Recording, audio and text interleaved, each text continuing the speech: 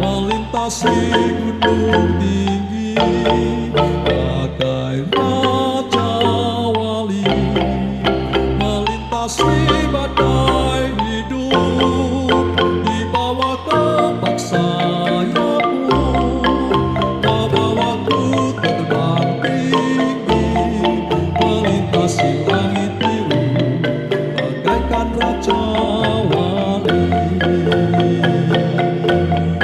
Melintasi langit biru, bagaikan raja wali. Melintasi langit biru, bagaikan raja wali.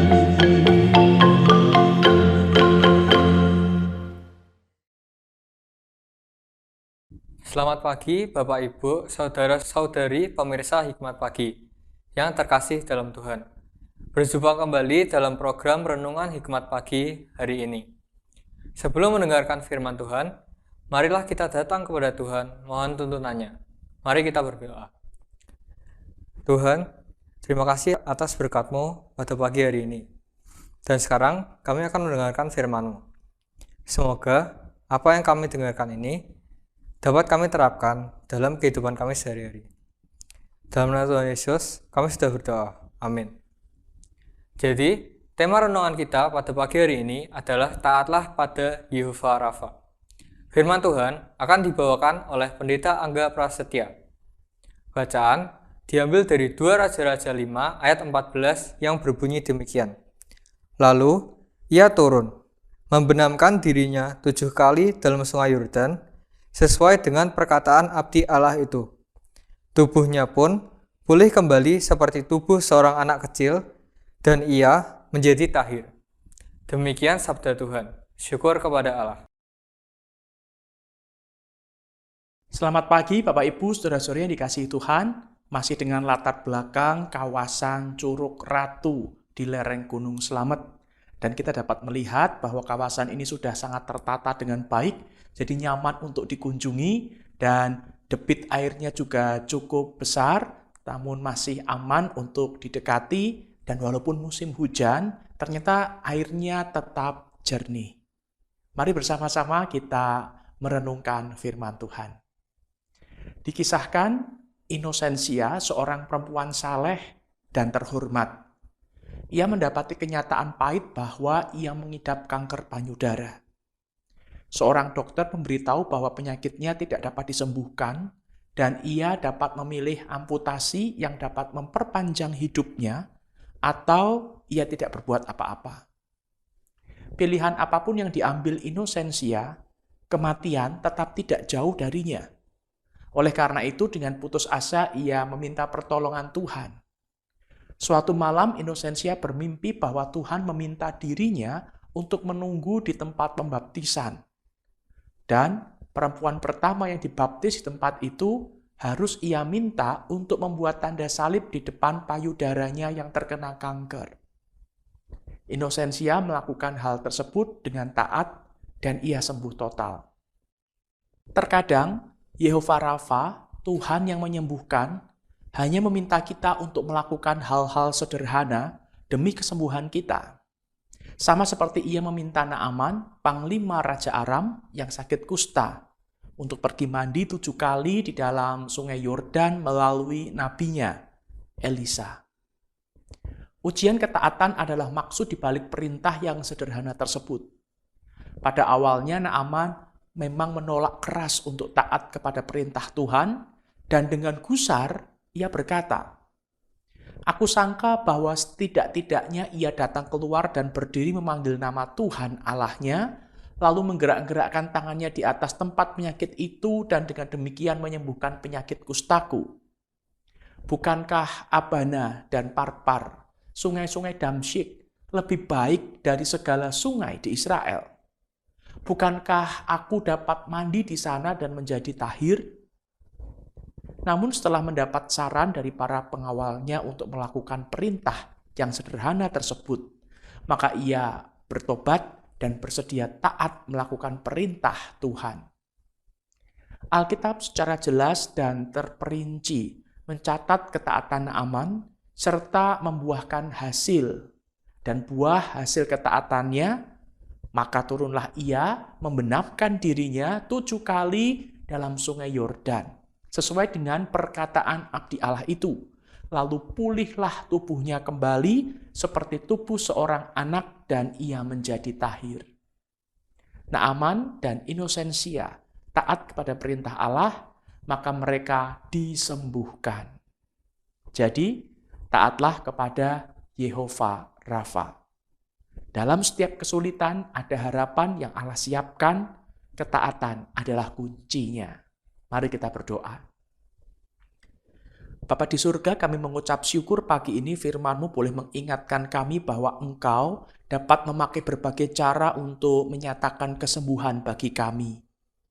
Kami menyadari bahwa terkadang Tuhan menggunakan cara-cara yang sederhana, cara-cara yang tidak masuk akal, yang hanya menuntut ketaatan kami kepada perintah Tuhan untuk kami dapat merasakan pemulihan dan kesembuhan yang daripada Tuhan.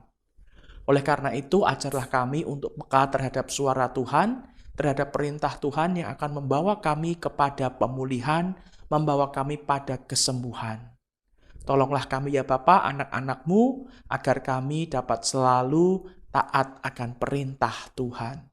Kami berdoa bagi saudara-saudara kami yang saat ini sedang sakit, mereka yang dirawat di rumah sakit maupun mereka yang sedang menjalani masa pemulihan, menjalani berbagai macam terapi. Kiranya Tuhan tolong mereka, Tuhan Engkau berikan hati yang taat, telinga yang mendengar suara Tuhan, agar mereka dapat merasakan pemulihan yang daripada Tuhan. Di dalam nama Tuhan Yesus kami memohon. Amin. Selamat pagi, selamat beraktivitas, selamat menjalani hidup di dalam ketaatan pada perintah Tuhan. Tuhan Yesus memberkati.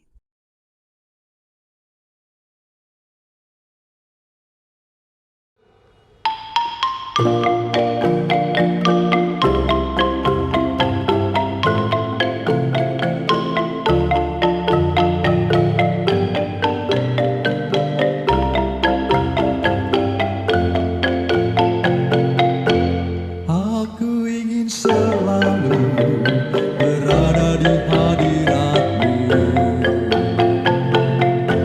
Aku ingin selalu berlindung dalam naungan-Mu.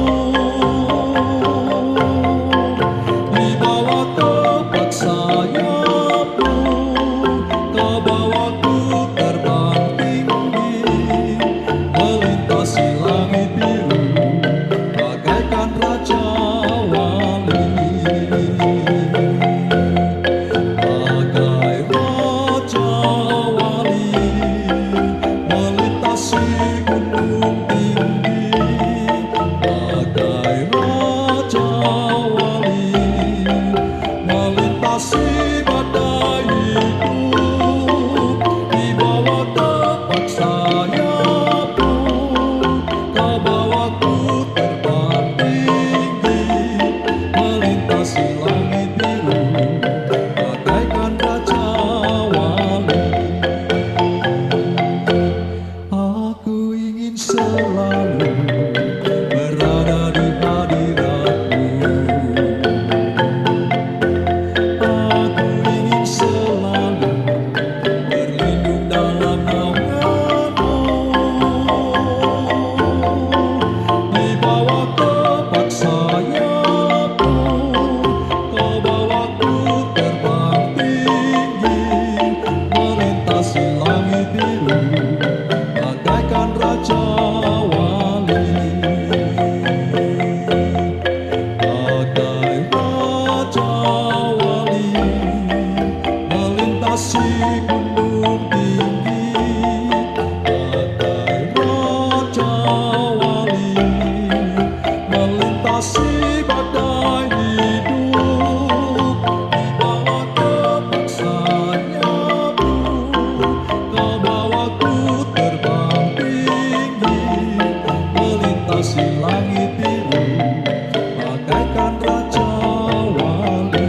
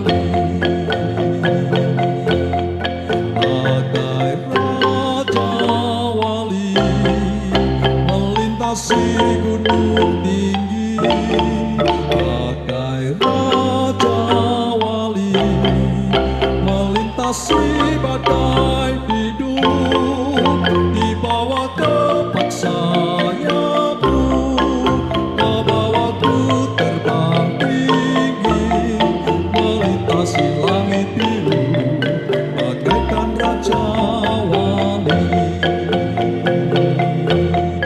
Bagai raja wali, melintasi gunung tinggi, bagai raja wali, melintasi badai hidup, di bawah kepak sayapmu, kau bawaku terbang tinggi, melintasi langit biru, bagaikan raja wali. Melintasi langit biru, bagaikan raja wali. Melintasi langit biru, bagaikan raja wali.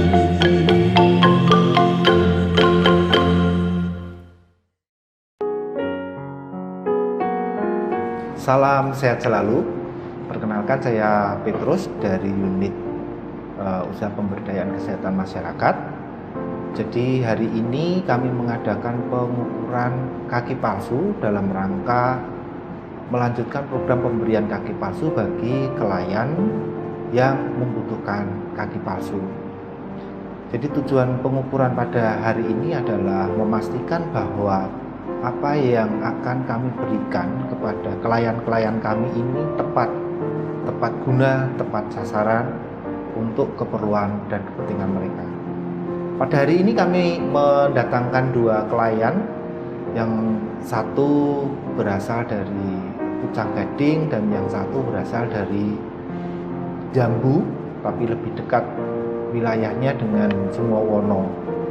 Dan mereka berdua antusias sekali untuk datang pada hari ini untuk mengukur kaki palsu yang akan kami berikan untuk mereka.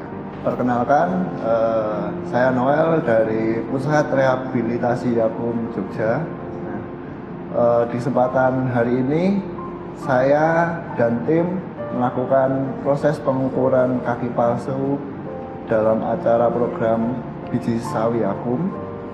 Nah, untuk proses pengukurannya sendiri, kami melaksanakan asesmen atau pemeriksaan ulang kepada klien yang sudah memakai kaki palsu, dan proses selanjutnya adalah pencetakan serta pengukuran kaki palsu yang digunakan untuk klien yang betul-betul disesuaikan dengan kebutuhan klien untuk beraktivitas sehari-hari. Nah, untuk proses selanjutnya kita memproduksi kaki palsunya. Setelah kita produksi, lalu kita fittingkan kepada klien supaya betul-betul fit dan tepat penggunaannya untuk sehari-hari. Ya, salam sehat selalu dan salam jumpa dengan Biji Sawi. Kebetulan hari ini tadi kita melakukan pengukuran untuk 2 klien Biji Sawi dalam program 1000 kaki palsu, dan hari ini tadi ada Pak Ramadan sama Pak Supardiono. Nah, sedikit cerita, Pak Ramadan ini dia sekarang profesinya adalah penjajah mainan keliling gitu ya, dari satu tempat ke tempat yang lain, dan kadang-kadang dia juga mangkal di sekolah maupun di acara-acara kayak pasar malam gitu.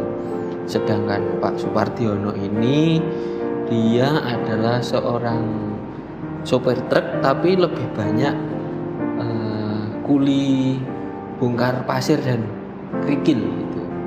Nah, 2 orang ini sama-sama kepala keluarga, tulang punggung keluarga, tetapi semangat mereka untuk menyambung hidup, meneruskan nafkah itu sungguh luar biasa.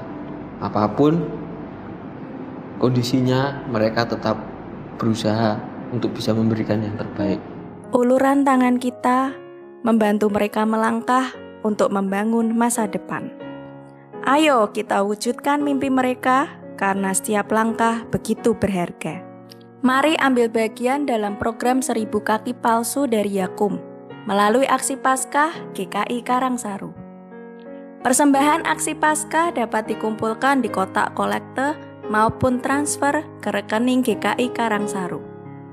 Berpuasa dengan hati, berbagi dengan kasih.